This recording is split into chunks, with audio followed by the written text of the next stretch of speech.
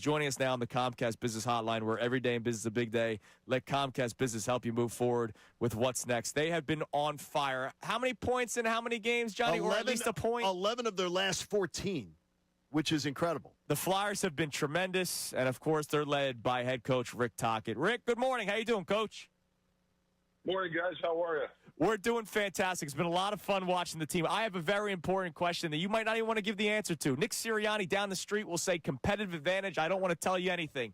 How the hell do you guys all of a sudden win shootouts? It's been something that I think even when you played for the Flyers, the team couldn't do. What is the magic button that you're pushing? Trust me, it's not me. It's it's the Zegras, the Michkovs, Bobby Brink, Konechny, he's good at it. Actually, like I had Christian Dvorak in Arizona. He was good at it. So we just got a lot of players that are very good at it. And they have their different moves, and I kind of stay out of their way. We actually practiced it the other day because we haven't had one in a while. But yeah, it's all the players. I mean, they're creative and they do their thing. Rick, Tyson Foerster and his injury. When you see a loss like that, and you know you're going to, in a condensed schedule, have to be without such a critical player, how do you go about trying to fill that spot? I know you can't fill the production, but how do you know? Do you just mix and match and try till you find something that works? Yeah, I'm not going to lie to you. When you get the news, it's a downer. You can tell, obviously, when we found out a couple of months, the coaches were, you're down, right? You see the players, but then you got to click right into, hey, competitive mode, leadership mode from all of us. Can everybody give 5 to 10% better? Like, can each player play 5 to 10% better? Can the coaches do something better? So I think it's just a collective mindset. Great teams, there'll be a great player, they lose, and the team rallies around it, and that's what we're trying to do now. I mean, he's a hell of a hockey player. I feel bad for him because he had an injury this summer too, and I just worry about, sometimes with players we forget about the mental health part where, you get injured and you get injured, you're having a good year, you get injured again. Because, these injuries, you're alone a lot, right? You're rehabbing by yourself. You're not with a team. So that's one thing I was concerned about with the players too, is make sure they're still part of the team. What have you seen from Matvei Michkov either on the ice or even on off days that has sort of changed the direction of his season a little bit? He's showing up in the box score a lot more recently, either with scoring goals or, of course, assists, but also doing things on the defensive end as well. Yeah, I just think the buy-in. I mean, obviously he's disappointed. He didn't have a great summer. You got to remember he's a young kid, kind of off to a slow start in the sense of fitness-wise, and I think he realized what he has to do. He's bought into what we've preached, day-to-day, what he has to do to get back. I really think putting him on the left wing has helped him play faster, and he works his ass off. He's a guy that wants to be great, and he realizes there's going to be some stuff that he's going to do, but he's really bought in. Like, there's not been one time that I've had a problem with him or the coaches where, he's sulked or been mad at something. He's like, okay, what do I got to do? And he's just done it. So hopefully we continue with that path.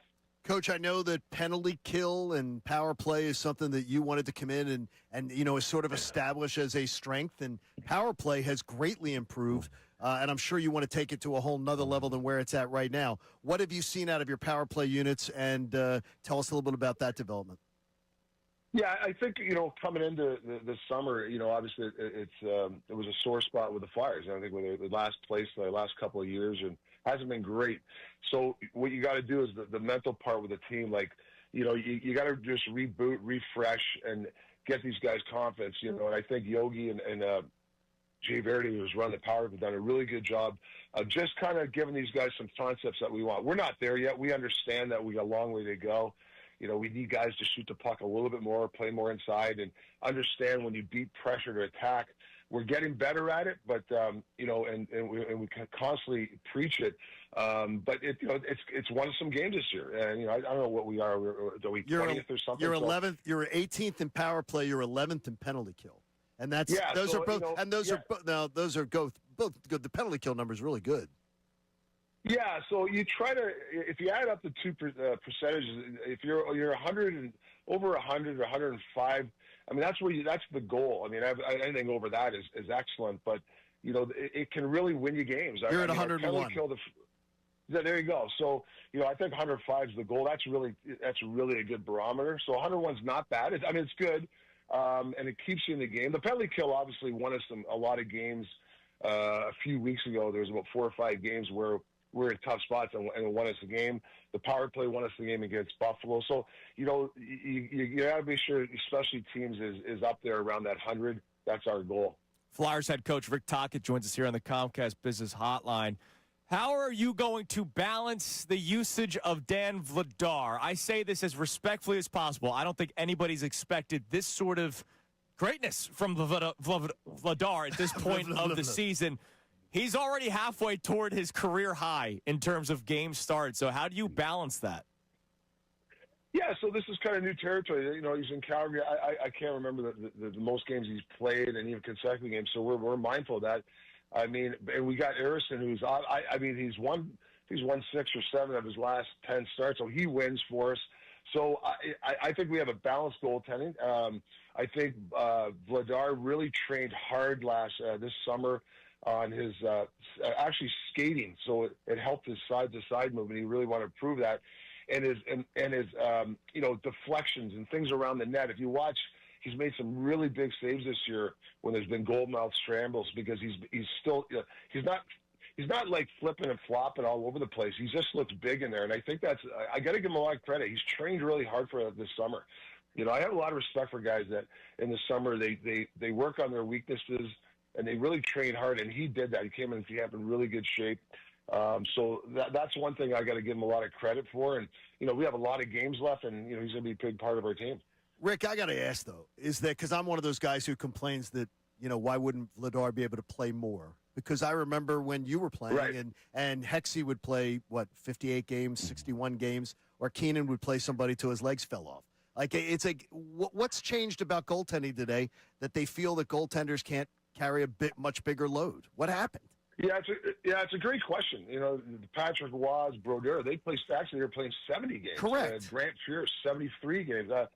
Well, there's a couple of things. I think the schedule is a lot more condensed.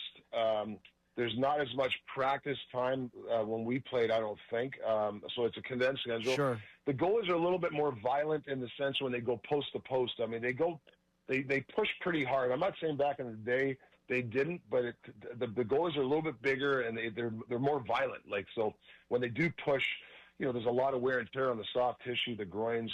And then you practice the next day and then you have to play. And so I think I don't really have the answer other than the fact I think it's maybe a little bit harder to be a goalie in today's game with the schedule and all the practice when you do have a practice. So I guess that's my answer. Well, Coach, listen, you guys are red hot right now. It's been a lot of fun watching you guys this season. Keep up the great work, and we'll talk to you again soon. Thanks, Coach. Hey, thanks for the support, guys. Talk to you soon. Thank you so much for checking out our content here on our YouTube channel. You can like and subscribe, and that way you're never going to miss anything that we've got going on right here at 97.5 The Fanatic.